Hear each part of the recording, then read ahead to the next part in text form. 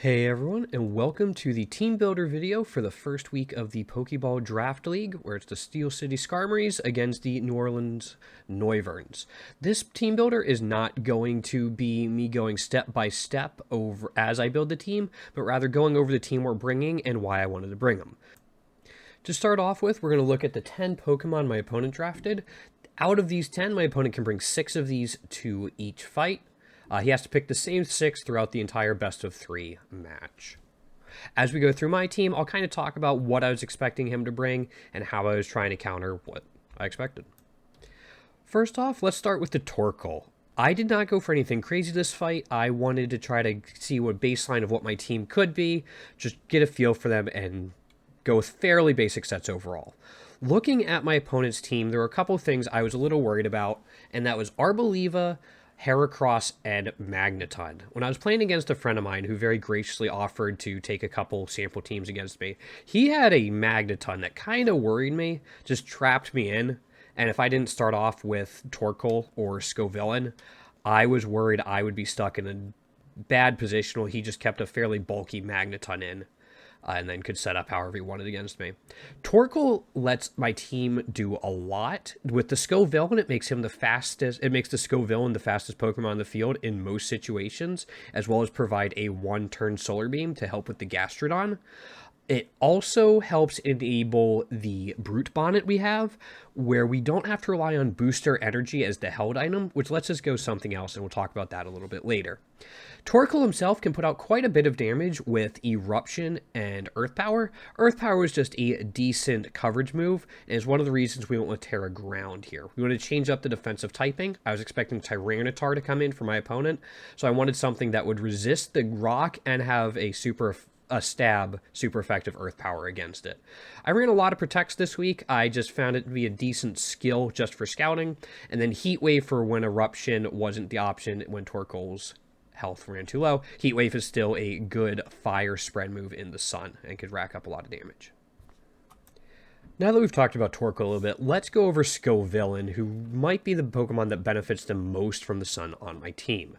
Scovillain is one of my few grass-type attackers that can help deal with the Gastrodon. That was something I was very concerned about. So obviously with Torkoal, we decided to go with the Chlorophyll ability, and then I just went with, again, another standard set that could still dish out some damage. So we had Solar Beam to combine with the Sun to get it out in one turn, Flamethrower for some offensive pressure, Protect, as I talked about with Torkoal, to help scout opponents and maybe just buy an extra turn, and Will-O-Wisp as well to maybe slow down his physical attackers that I was worried about. I was a little worried about leftovers. I didn't change them in time before the match, but looking back, something like Citrus Berry might have been a better idea, but this could still put out quite a bit of damage, again, through Solar Beam. The Flamethrower could pressure his Heracross, Arboliva, and Magneton that I was worried about. And just overall, I felt like this was a good way to also switch up the speed, because it can work outside of Trick Room if I had trouble getting Trick Room up. We've mentioned Trick Room a couple times now, so let's get into the Trick Room package we're bringing to this fight. The first one is the MVP in Trick Room for this week, and that is Hatterene. Hatterene does so much and it provides so much pressure and can set its own Trick Room. So we went with Dazzling Gleam and Psychic as the two offensive moves, Protect for those times where we just need to buy a turn, and Trick Room in case our other Trick Room setter wouldn't get going. We went with Magic Bounce. I wasn't expecting hazards, but I still thought it was the best option among the available abilities for Hatterene. And we went with Wise Glasses. I was back and forth a little bit between this and Life Orb, but we ended up putting Life Orb on another one of our Pokemon this week. I also didn't want to go with any of the choice items, again, in case we wanted to Protect or Trick Room. Just wasn't high on our priority list. I feel like this one's pretty standard overall, again. With the draft I had, it's not too surprising that I would have brought Hatterene, unless I'm just going a little crazy one week and I might do a non-Trick Room team.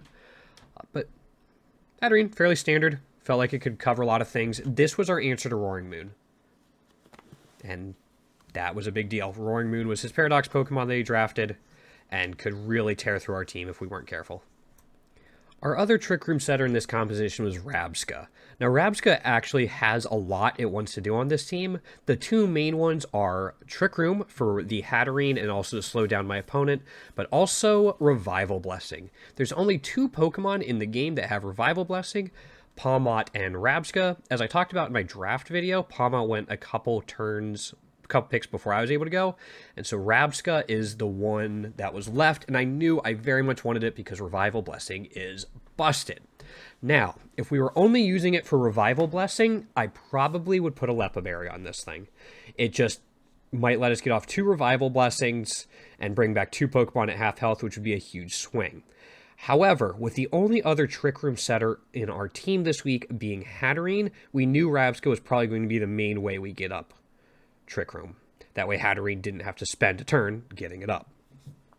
So because of that, I decided to put a Focus Sash on Rabska, which would let it eat a attack, hopefully, and then unless there was something weird going on, and under the right conditions, might be able to get Trick Room up and a Revival Blessing during its life. If I can make both of those happen, Rabska earned its money. Bug Buzz just for some offensive pressure, and I also brought Protect, hoping that if an opponent sees Rabska, they're going to expect the Revival Blessing or the Trick Room and try to eliminate it as fast as possible. So between the Focus Sash and the Protect, I was hoping to buy a couple extra turns with the Rabska before it did its job and just poofed on out of there. Brute Bonnet was the 5th Pokemon we decided to bring this week. I felt like this one was a little bit of a wild card. I put some different coverage moves on it just to see how it would work out. But the big thing it brought to us was Spore and Photosynthesis synergy with the Drought from Torkoal. I slapped loaded dice on it to empower the Bullet Seed. The main reason for this was A, to get some stab moves off with a high chance of consecutive hits, but also to counter the Gastrodon. Gastrodon, again, was something I was very worried about for my Torkoal, for my Scovillain, and also for my Hydreigon, which, spoiler alert, is the 6th Pokemon we're bringing. I knew it could bring Ice Beam, and I knew it could bring Recover. So between the Bullet Seed and Spore, I was hoping to shut it down so it couldn't KO the Hydreigon and couldn't recover as easily, especially if we just remove it in one turn. We've made this thing a little more attack-based rather than a more utility set you might see elsewhere.